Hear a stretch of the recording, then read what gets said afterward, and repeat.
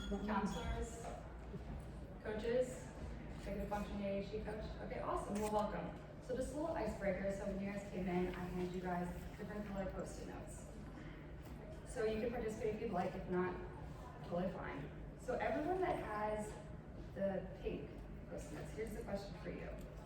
How do you think someone with stereotypes plays a role with a successful transition for individuals with learning disabilities and ADHD? So for stereotypes, how do you think that plays a role for a successful transition? It's hard to hear you. It's hard to hear. Is that right? Hear me now? No? Why is it not? I'm not really my teacher voice. I'll try. Is that better at all? Or no? Yeah. It is.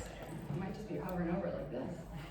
Okay, so pink for stereotypes. So how do you think that stereotypes play a role in a successful transition for individuals with learning disabilities or ADHD? And understand the question? Okay, it's not, it's fine if you. Now for people with the orange, how do you think anxiety plays a role in a successful transition? In a successful transition. People overthink themselves and don't actually get done what they need to get done. Give themselves an ulcer. Procrastinate. The wrong answer. Are you citing a successful transition? I know. Do I know it's that. kind of interesting question, right? It's kind of complicated. Well, what I was gonna say is I know some people who, are so afraid of not getting in on time that they actually work hard and do really well and turn it in like a week or two before it's even due. Mm-hmm. And also, sometimes people work best under pressure. I know some people, like me, I have to plan forever and then get there. And then some people don't like that. They just get under pressure, get the job done, and do an excellent job. So, you know, it all depends on the person, I think. And I think sometimes with transition for individual with LD and ADHD, I think it would be probably about the same thing. It all depends on the person. Yep. Now, everyone with green, what do you think would be a positive outcome, or some positive outcomes for a successful transition for individuals with learning disabilities or ADHD? So positive outcomes that you think would happen with a successful transition, and how parents and educators can help with that. Being able to get a job. Finishing college. Mm-hmm. And transition is in general, so elementary, all throughout career. Did you have your hand in the? Yeah, just understanding your accommodations and what you need if you're going to go to college. Mm-hmm. Being a strong advocate for yourself. There you go. That's a good one. Do that before That's a good one. Yep. Yeah. Okay, great. Well, thank you so much. So when I was in 9th grade, here's a picture from high school, I was diagnosed with a learning disability and ADHD. Academically, I struggled with pronouncing words, reading comprehension, spelling, which brought a lot of anxiety and embarrassment throughout school. I often would have to reread materials multiple times just to understand what I was reading, and also it could take me about an hour and a half just to read 10 pages, and I still wouldn't understand what I was reading. The words that I didn't know, I would just skip just to save time because I didn't want that embarrassment of having to sit and do English homework for 2 hours and still have to do math homework. This resulted in anxiety and embarrassment, especially as a high school student having it, when my peers could already read and understand things at a higher level. At least that's what I thought. Once I was diagnosed, I learned I'm an auditory learner, which means I learn better when I hear things rather than read them myself or even read them out loud. Knowing how I learned is helpful in the moment, but it was an embarrassment, especially as a high schooler, knowing that now I have accommodations and this is how I learn. Has anyone been a part of the transition phase? As a parent or educator or a professional? Part of the what? The transition phase. And what was that like for you? It was actually with my child, With your child? and it was difficult. Was it difficult? especially from the middle school to high school, because he had been sick for 4 years. So we were dealing with medical problems, ADD, LD, and going to a new school. A lot of pressure. It's a individual transition when I first got out of college into my career. The fear of being found out and feeling like a fake, even though you're doing very, very well. But if anybody find out, they would, you know, put a label on you that you're stupid or something. With my children now, it's actually even more challenging because they're not building the self-esteem and the confidence that they can be equal to their peers in the academic world, and they're floundering during these transition periods. I mean, they're floundering in every single transition area there is. It's been very difficult. Very overwhelming. Did you have your hand up as well a while ago? No? Okay, that's fine. Thank you. So just a little bit about me before we start. I went to Marist College for undergrad in psychology. I have my master's in social work from Columbia University. I'm a very big disabilities advocate. I am on the board for LDA in Maryland, Montgomery County. I'm also on the Young Adult Council for NCLD, so I advocate for disabilities. And I'm also a co-leader of an online support group for young adults with ADHD and other mental illnesses. So today I will be speaking to you from my personal experience and will describe how I accepted my learning disability, something to be proud of, and the importance of a good transition process. As you will see from my personal experience, individuals like you can greatly impact the transition process. I want you to see the importance of transition as a whole for the student and child and how you can contribute and what you can do. It was not till my junior year of high school when I went on a college visit and spoke to a director of disability services that my life changed forever, that the beginning of the transition process of my life. Now, just a little about the director of disability services at this college. He was in a wheelchair, which was mind-blowing for me. This disability was physical, not invisible, so I did not see when we talked, really wasn't paying attention. When I went on a college visit and we were discussing, he was explaining to us the program, the accommodations they provide, not just with their IEP or 504, tutors. I honestly didn't really care what he was saying because I didn't really want to be there talking to him. And then he turned and asked me a question. He said, "What's the difference between you and me?" I turned red. What do I say to someone that's in a wheelchair? Is it socially acceptable for me to say, "You're in a wheelchair"? I said it anyway. He said, "No, I walk with 4 wheels, you walk with 2 legs. The only difference is how we walk. It's just like learning. The only difference is you learn better when you hear things audio than when you actually learn yourselves. But we both still learn. That doesn't mean you can't not achieve success." It was then that I realized that disability is just a difference and not something to be ashamed of, but actually proud of. He opened my eyes on how I viewed disabilities. Transition is general, a big change for anyone, especially with a learning disability and or ADHD. For me, high school was a big change for middle school, academically and personally. In middle school, I had classes, the same classes every day, and also I did not have block periods, which meant that I did not have to sit in class and I actually could pay attention and actually understand and take notes what I was doing.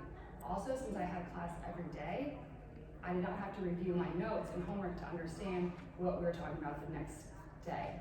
Now, high school, my world blew up. I was very, very overwhelmed. We had block schedules, which meant I had to sit and try to pay attention in class over an hour and a half. I could barely sit and take notes for a half hour. Is this really gonna happen? Probably not. We also had class every other day. So that meant that I would have to review my homework, reread my material and notes to actually know what I was gonna be doing for the next class period, which already created a lot of anxiety, and I did not wanna do that because I had other homework, other activities, even socially, to have to do. Academically, the workload and the change in workload does play a big deal in the stress and anxiety, and also can lead to reasoning to begin to be tested. Many students get tested when there is a change in workload. For example, for me, the change in workload from middle school to high school led to me being tested in 9th grade for learning disability and ADHD. Whether the workload increases or decreases, the transition is still difficult, but we need to make sure to keep an open mindset on different ways to handle transition, because not all students learn the same way and we're all unique to our own way of learning. This is where the support from you can make a difference. Being diagnosed comes with many emotional and academic struggles. For me, my accommodations that I received included extra time, a reader, and a note taker. A lot of times I was embarrassed by buying accommodations. I did not want to use them because of the stereotypes and what I have seen from my other peers with learning disabilities. They were often seen as weird, what makes them so special that they don't have to sit in class and take notes. Yet alone my peers didn't realize I couldn't pay attention for an hour and a half and I should take notes myself. How am I going to go off of a slideshow and actually remember what I'm reading? I look up and we're on to the next slide. I couldn't write that fast. Now emotionally, I struggle with the idea that I put in my head, I'm not smart. Because everyone else around me is excelling, especially in English class, excelling, and I can barely pronounce words or spell that my peers can. So I was embarrassed. I definitely emotionally struggled. Due to this embarrassment, I didn't actually use my accommodations, especially my reader. I did not want to be different. I wanted to fit in, and I did not want to be unique as we all are, realistically. This is when we saw that my grades were decreasing and my parents became overly involved. Which is a good thing, can play both ways, but we will talk about that a little bit. I will never forget when the doctor read to me my diagnosis. All I heard was, Jessica McLaren, you are stupid and not getting anywhere in life. During the meeting, he read to me the testing, the diagnosis, all that. But once I heard the word disability, that's all I heard. Kept going in my head, disability, disability. What I heard from my peers, what I heard from the media. All I could think about is disability is stupid. Disability not getting anywhere in life. I had never seen positive words go with the word disability, which was a big, big struggle for me because it made me not want to use my accommodations, it made me not want to actually try to succeed in school. And also, I just wanted to fit in. I wanted to be independent. I wanted to be able to make my own rules, do whatever I wanted to do. Realistically, my parents made the rules because so I could only have somewhat control of what was going on in high school, but you gotta respect my elders. How we define and label learning disabilities is put on for students with disabilities, pushes students away from listening to how we can help them succeed. One way to help with emotional struggles is to highlight the successes that are already present in the student's life. For example, if your child scores a goal, you can say, great job on scoring that goal. Or if they get a C on a test, you can say, great job on your exam, rather than saying, if only you tried harder, you could have gotten a better grade. The positives that they keep hearing from you in their minds, they will start to respect that, and they also will have a positive feedback and a positive way of wanting to actually motivate and to actually try harder. The negative comments that they might hear, to us trying to push them to want to do better, actually pushes them away, pushes them back, because all we want to hear is the positives in our life and our mindset. So during these transitions, we will start to notice the depression and anxiety, and we're not sure where it's coming from. This can come from learning differently and their struggles with the change. One way to ease this depression and anxiety is to truly highlight the positive in one's life and not be afraid to seek support if needed. Oftentimes, people with learning disabilities will just hear, try hard and you will get it, or you aren't even trying, yet they're trying so hard but nothing is actually connecting. Oftentimes for me, this happened with reading comprehension. I would hear from my parents and hear from my teachers, just reread it again and you'll get it, just reread it again, you'll get it. Honestly, I could read it 3 times and I still didn't understand the main idea. It got to the point where I just didn't care and I wanted them to keep their mouths shut, that I would either look online to look up what the main idea was, or I would call a friend and ask them, because I was just fed up on hearing, read it again, read it again. No, I don't want to read, I just want to hang out with my friends. I just want to be on my phone, I don't want to read it again. So, nowadays with technology, you can easily find the main idea. This came to the point where I just stopped trying. Now, how can we help these individuals with learning disabilities advocate for themselves and actually push them to try? We can begin by acknowledging and accepting that everyone learns differently, which means the process of transition can vary and the support is unique to each individual in how we learn. In high school, I had an executive functioning coach and reading specialist who I saw weekly. At first, I was very resistant and dreaded seeing my reading specialist and coach weekly. I hated it. My executive functioning coach pushed me outside my comfort level, made me try to do scheduling, which I didn't want to do, how to outline to write a paper, how to different ways to study, even keeping my mind open when I had already been doing that since I was in elementary school. Here I'm in high school. I know how to do it. Why are you doing this? I dreaded it. I didn't actually do what they were saying for a very long time. Now my reading specialist had a big effect on me socially. I would meet with her every Friday. That meant I had to make an excuse to why I couldn't hang out with my friends every Friday. I couldn't say I'm with my reading specialist. My reading specialist made me feel like I was stupid. Made me feel like I was in elementary school because they were reading books that my younger siblings were reading. We're going through sentences. We're actually sounding out words. I had already been doing that. Why am I going to do that? I would have to make excuses. Tell my friends, oh, I need to go babysitter. Oh, I need to go drop off my clothes or because we wore uniforms. So I had to make excuses because I didn't want to say I'm learning how to read again, learning how to spell again. Total embarrassment, got me bright red. But over time, I learned and accepted the help and put what I learned actually into practice. My reading specialist helped me improve my reading abilities, tricks on how to spell words, and even pronounce them. This is one trick I will never forget, which I always love to brag about. If you have a word that has a consonant, vowel, consonant, and E at the end, then the vowel will say its actual name. So the word cane. A says A, not A. Who would have thought that trick? I would have never thought that. It saved me with reading and also with writing. I was mind blown. I really wanted to tell the whole world about that, wanted to brag about it. What a trick up the sleeve. So interesting, so awesome. But I never would have learned that if I didn't have a reading specialist. Opened my eyes and world into everything I never thought could happen. Now it's essential to understand that a lot of times people get diagnosed with ADHD, but other stuff might be going on. So it's okay to get them tested. For me, I was struggling in other areas, especially in English, with the reading and the spelling, and my teacher approached my parents and said, you might want to get her tested. This helped my parents to realize it might not just be ADHD, but she also has a learning disability. So make sure to keep your minds open that it is okay to get tested. Again, it is okay to get tested not just for ADHD, but also maybe for a learning disability. And that is okay. On the other hand, my executive functioning coach helped me with time management, scheduling, organization, and now I'm very thankful for different study skills.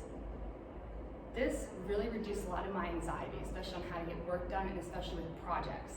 Big projects was like dreaded because I had to actually plan out when I'm going to get my materials, when I'm going to actually read that chapter, when I'm actually going to sit and actually write it, when I'm actually going to sit and actually reread and proofread it. I didn't want to have to think about that, but my executive functioning coach helped me see that that's a lot easier than I'm making it. When I found out it was beneficial, I was held accountable, and it was nice because it was other than my parents. So that pressure that I have for my parents was somewhat reduced. Now, even as I was getting help from my coach and parents, my coach and learning specialist, my parents did also play a role. They did also see that I was struggling, and they wanted to help me with my reading and getting work done. So they would actually stay up late with me and read to me just so I could get my homework done. Or they would help me with my papers just to get things done, which actually had a negative effect on me. Thankfully, by my sophomore year, my parents realized that this was having somewhat of a negative effect on me and did not be on top of me so much. This helped me to become motivated and actually want to utilize the tools that I was gaining from my reading specialist and executive functioning. The way that they learned this was by me being okay at failing tests, not turning in assignments in on time. I learned how to schedule, how to manage my time. It actually motivated me to want to do better because I was seeing I was failing tests. I wanted to be like my peers. I wanted to excel. So by the distance that my parents gave me actually forced me to use the tools that I was gaining and understanding and learning. And it helped me become an independent and truly a self-advocate learner. Now, as an executive functioning coach, I realize the importance I had from my coach, my parents, and my reading specialist. At times, I didn't understand the reasoning of why my coach would ask me, how long do tasks take? What are different study skills that you use? What are reasons why you're thinking about different ways that are taking you so hard to do tasks? Is it harder for you to read or to write? I didn't understand why I was getting asked these things and why it was so beneficial and essential to know. But now, as a coach myself, I understand that knowing how long tasks and assignments can take can help actually manage your time and make sure you get all your to-dos done, academically and socially, to help with that balance. Also, the best thing ever was that my coach gave me independence, which helped with my confidence and my reassurance that I can have a future full of success, especially when I transitioned to college, which is a big step forward in my life. Oftentimes, I have met with families and students who are on two separate pages. For example, one client I had, the parents are very adamant on me being the coach. So when I meet with the parents, I meet with the students, I meet with the student and I say, what would you like me to do to help you? What are your expectations for me? We come up with a list, we come up with different skills that we want to learn, and we also come up with different goals. Over the sessions, we try to meet those goals slowly and surely, depending on how the student learns. By the third or fourth session, if I notice the student is not in check, really doesn't care, on their phone, zoning out, which oftentimes a student would be on his phone, then I notice coaching is not the right resource for them. So I sit down with the parents and the student and I say, these are my concerns. I think that coaching might not be the best support for him right now, and that is okay.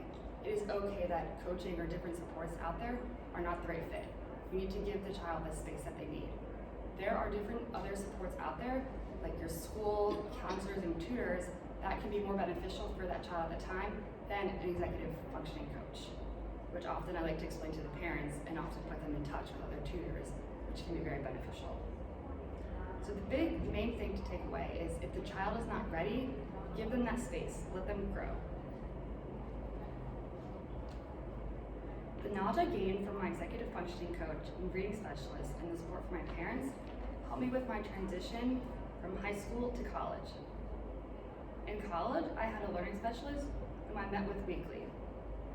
He helped me with my time management to get my work done, my independence, adjusting to things, and seeing things from a bigger picture, especially now that I'm on my own. He would let me figure things out and help me problem solve, which is very helpful for my career now because I know when to ask for assistance rather than asking before even trying.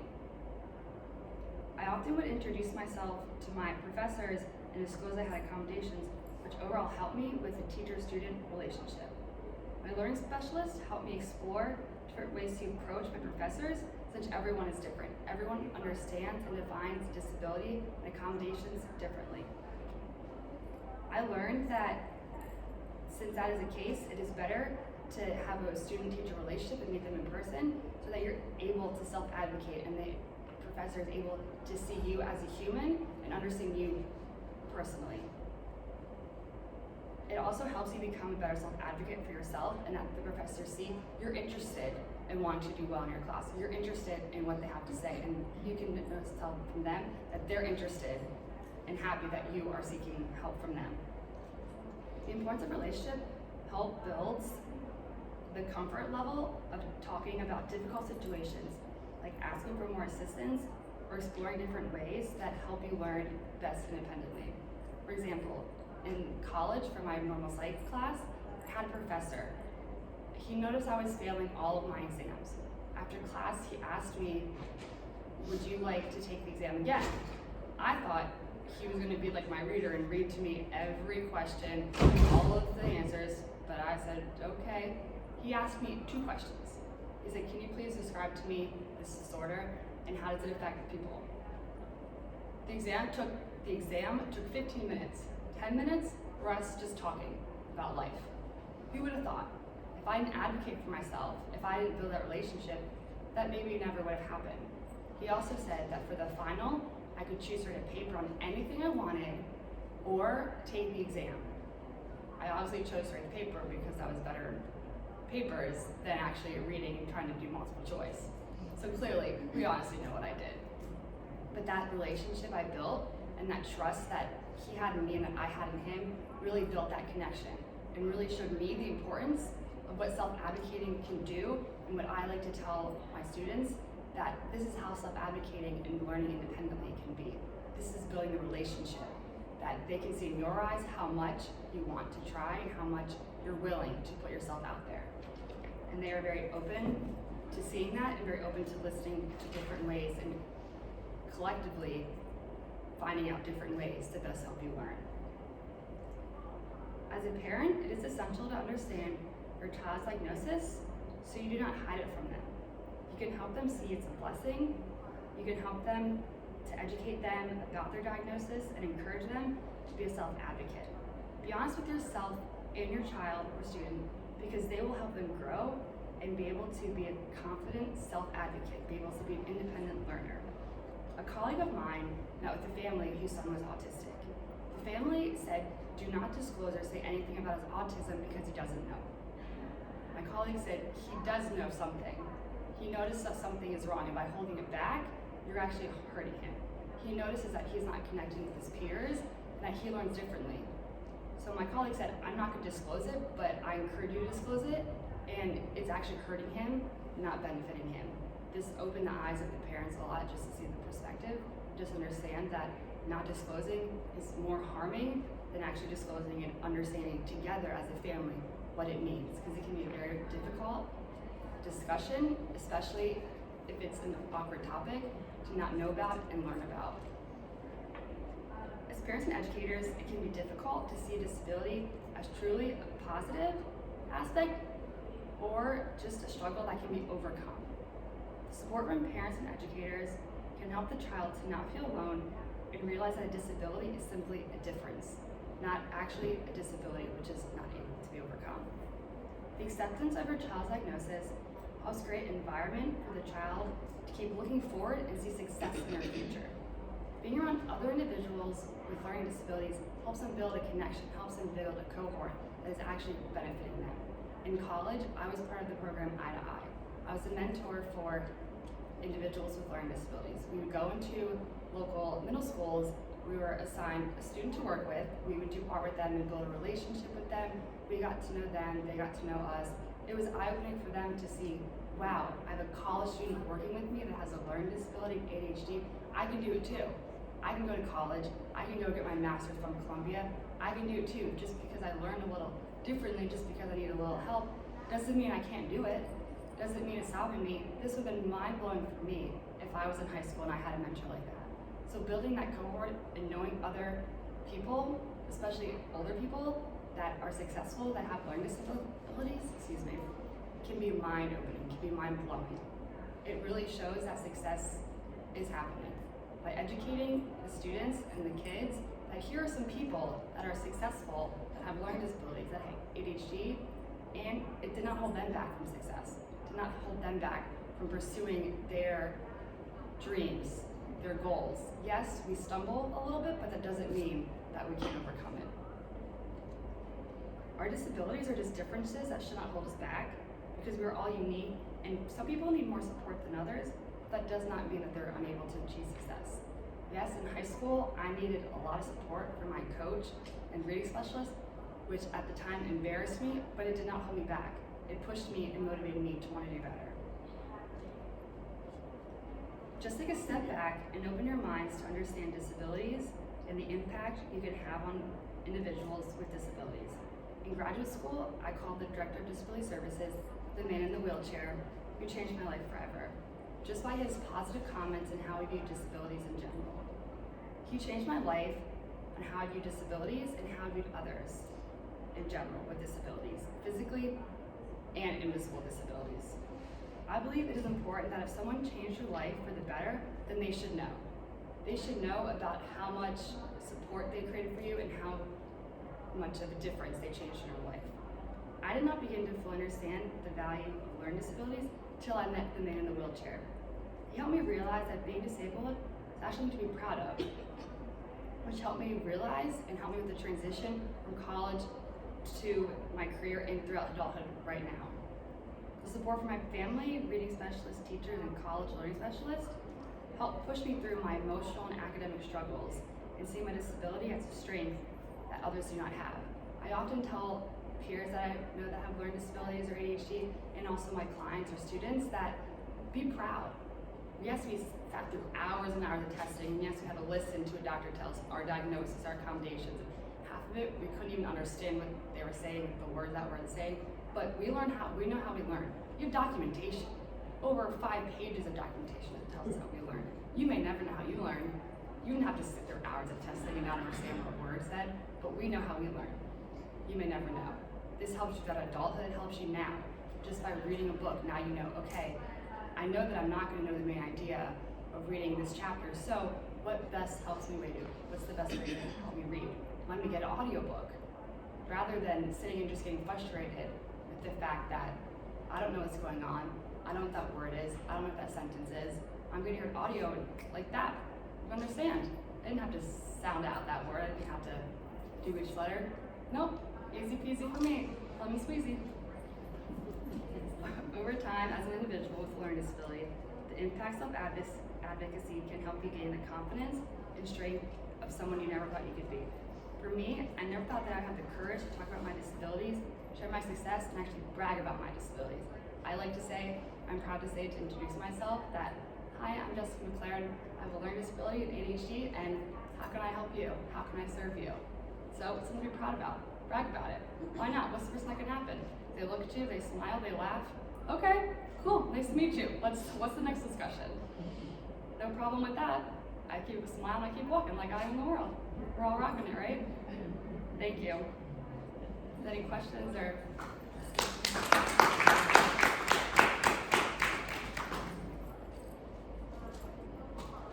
Yes. So I'll break the ice. I love the way that you frame the man in the wheelchair as a tipping point in your discovery process about who you were, and also a discovery process about how it is that you needed to sort of change who you were and how you went about your life. If there were the equivalent of the man in the wheelchair earlier in your trajectory, not as you were ready to go off to college, and you could wish that on other students, who could the person in the wheelchair figuratively be? Would it be a teacher who believed in a student? Would it be a guidance counselor? Would it be a psychologist? Would it be a parent? Would it be a coach? Who could those people in the wheelchair be for students like yourself? I think it'd be all of them. I definitely think parents play a big role in that, and just seeking and telling the student that I understand what you're going through. Maybe not actually understand, but I'm willing to listen. The man in the wheelchair didn't actually understand what I was going through, and I didn't actually understand what he was going through because he's in a wheelchair and I walk. We were able to build that metaphor, that connection. And definitely with teachers, being able to step outside your comfort zone, being able to open up your eyes to know that others do learn differently, and yes, we're different people, but that doesn't mean there's nothing in common. The big thing to know and recognize that if we really try hard enough, we will find something in common with each other that helps build that relationship, that helps build that where do we go next point. I now have a relationship, so what can we do to help make you a better learner? What can we do to help make you become more successful? What can we do to help you get all of your to-dos on your list done? So if we really try hard enough, we will find a connection. It could be we have the same color hair, but everything else is different, but we have something we can relate with. Now, what do we do from there? Did you ever hand up? Oh, I did. It's not a question you probably can answer, is, but how many? I mean, there's so many kids, especially I've seen with the boys, that are the ones that almost self-destruct themselves because they don't want to take the help. They get to the point of high anxiety, and then the bad behaviors come in, and they'd rather be considered the clown versus the kid that has ADD or whatever the case may be.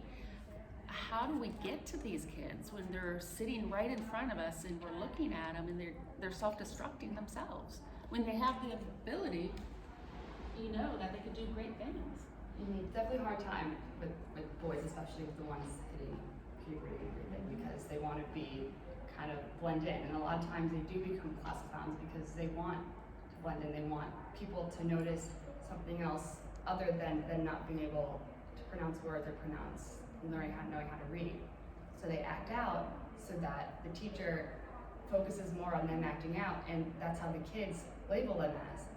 They don't label them as, oh, he has a learning disability, or oh, he can't pronounce a word. So oftentimes you do see that. So a way to really help understand that is just by educating, and just by fully understanding and coming to the level that they're. I think a lot of times we often use words or terminology that really the kids don't know. Really, that you use a big word, you have to break it down for them because they actually don't really understand, and they're not going to admit it to you that, what did you say? I don't get it. They're just going to be like, okay, sure, what's the next thing I need to get done? So I think really digging down to their level in the sense of terminology really definitely does help.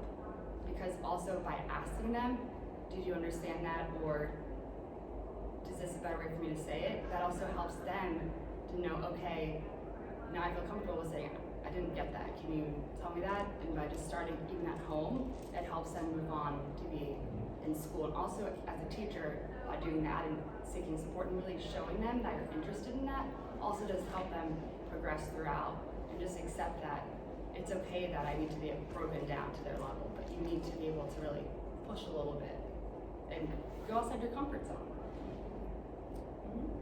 So as a coach, do you work with the executive function coach? Do you also work with the parents?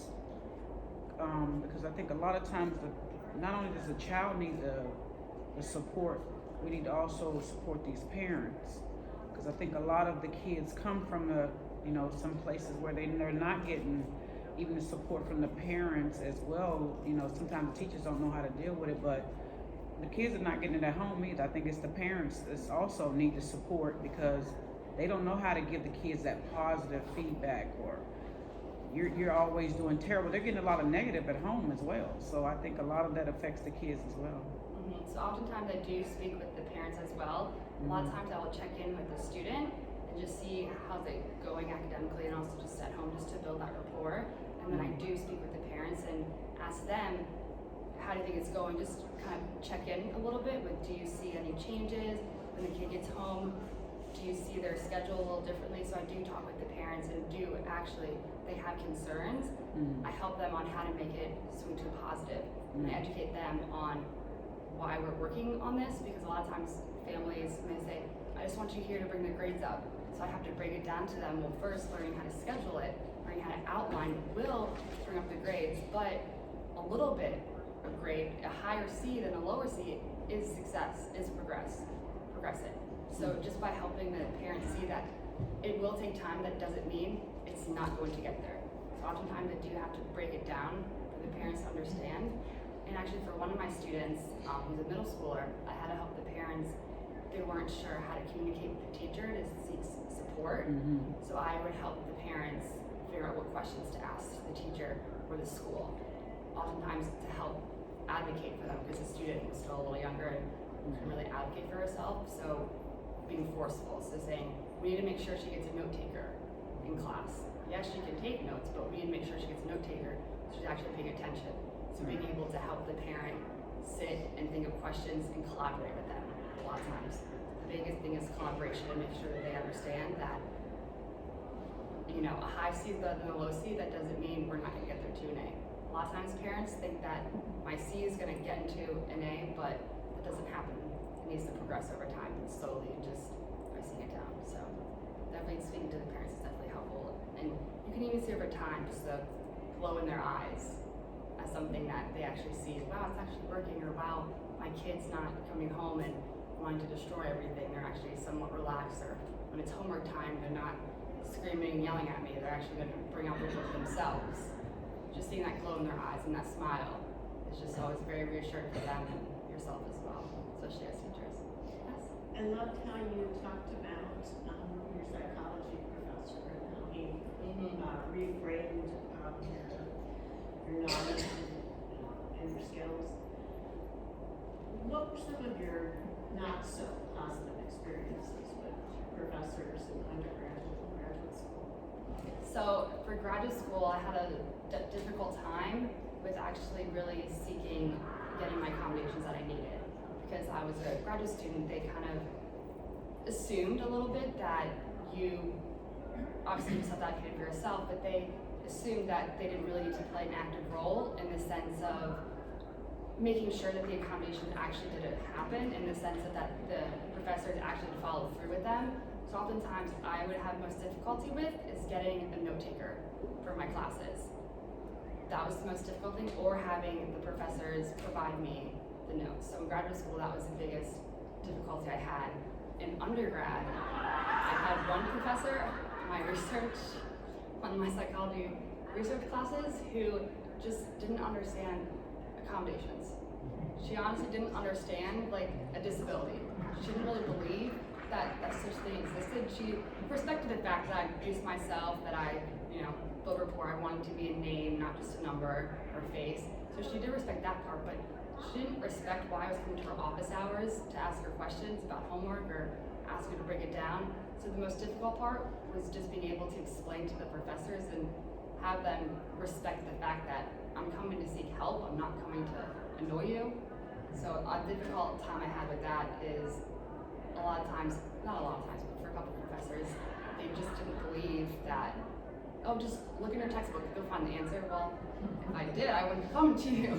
I'm paying you money, so you should be telling me like where to find it or the answers or even talking about it. And I even would tell them that me talking it out with you helps me actually understand and be able to help me better study for tests. But they just say, go look in your textbook, and then I got something else. And I'm like, you have a phone call, you can wait 2 minutes. Like, you tell me, is it gonna just help explain? So that time, oftentimes I would have to go seek out tutors.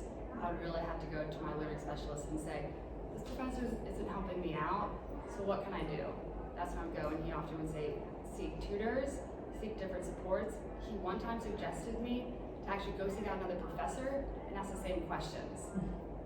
So that was, I thought, was very interesting, but not having that learning specialist in college and also really not knowing that is just eye-opening that other schools actually don't have disability services programs that actually are so active. There's actually one university that the director doesn't actually believe in disabilities, which is mind-blowing because you would think you're the director of disability services, you should. Yes, let you know how that is some places. My son is at UNC Chapel Hill. Mm-hmm. Get the text-to-speech, and he needs the electronic digital format. He's been doing this for 10 years, whatever. And he's always happens as a bio major. We're in the second week of school. He goes to disability services every day, and this is the hand, or what means this is the head. So finally, my husband is completely frustrated, and anybody who knows about our part of the country calls over to Duke Disability Services, who within an hour, their 18-person called and said, hey, if you can get it over here, I'll have it done by 5. I mean, for a Chapel Hill student. Yeah, it's leadership. That's really like this. and that's the hard thing. Yeah. You gotta be from where we're from to understand what that really means. It's really interesting about how you'll meet, especially in like academia and everything, especially professors that you would think, oh, they should know, but also really big thing is that they're not educated. They don't really understand. They don't really understand a lot of times the stereotype of an invisible disability. They don't really understand that.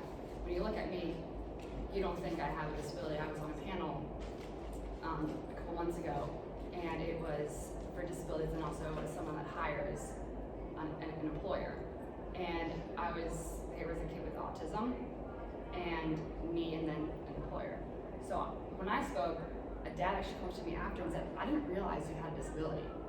I thought you were like an employer that actually hired people. And I was like, no, I have a learning disability, like I have ADHD, like these are my accommodations, and we were just mind blown. Just seeing that was just really sad. That was a great opportunity for me to educate, to be a self-advocate, but just the fact that a father that had a kid that had a disability didn't see that, that was mind blowing for me, and it just was really sad to hear that, but I was happy he said something to me, so I was able to help educate him that. But also those are little opportunities that we might not see in life to help educate. Little things, just like finding a little connection. We have the same hair color, so let's figure out what to do next. Find those little opportunities. That's where you can go and dig in and you can take off, and next thing you know, you're educating the whole world. Because it starts with one person. I say compliment someone once a day and you could have saved their life. You never know what's going on with their life. You never know if they just had a child that was diagnosed with learning disability or ADHD or mental illness, but you maybe talking to them could have helped change their life and come from you and see their life differently and see that, wow, you're a successful parent, you're a successful educator, you're a successful student. What can I do? What do I do next? Who do I seek? What help did you get? Where'd you go from there? What does this word mean? Like, you never know. So it just starts with a little opening, a little thing, and explodes from there. Okay. Thank you. Thank you.